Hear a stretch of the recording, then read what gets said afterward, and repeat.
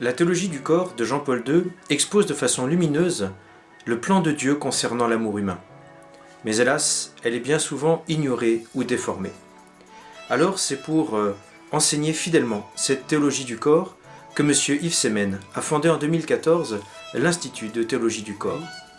Il se peut que la théologie du corps de Jean-Paul II, source de controverses, ne soit prise en compte que lorsque lui-même aura quitté la scène.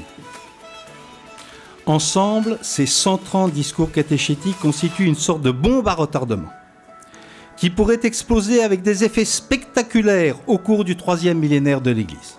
En effet, guidés par la méditation de Jean-Paul II, nous découvrons le projet de Dieu concernant le cœur humain et le corps qui en est l'expression visible.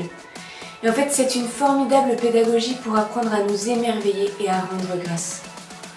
Nous apprenons aussi à agir en tant que personne et à nous situer dans le monde qui nous entoure, et notamment à considérer l'autre comme une personne.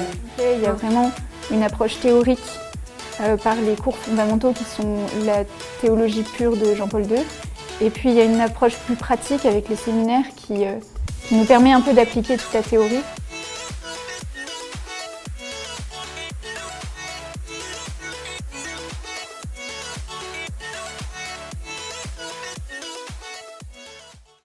Alors que les JMJ approchent, les anciens de l'Institut de théologie du corps se mobilisent pour permettre au plus grand nombre de chrétiens de découvrir ce trésor de l'Église. Ils iront à Lisbonne, à la rencontre de ces milliers de Français, pour leur permettre de saisir les grandes lignes de cet enseignement majeur de Jean-Paul II, repris par Benoît XVI et le pape François.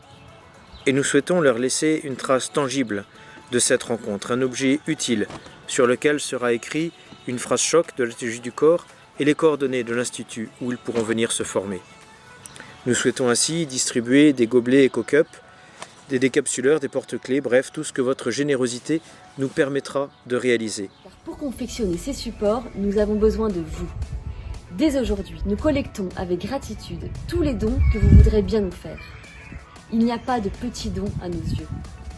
Chaque don permettra à un jeune de se laisser toucher par les paroles de feu qui nous ont été enseignées et que nous voulons dès aujourd'hui transmettre. Nos jeunes méritent toute notre attention. Ils sont l'avenir de l'Église et du monde. Ils sont en quête de sens et nous savons où ils se trouvent.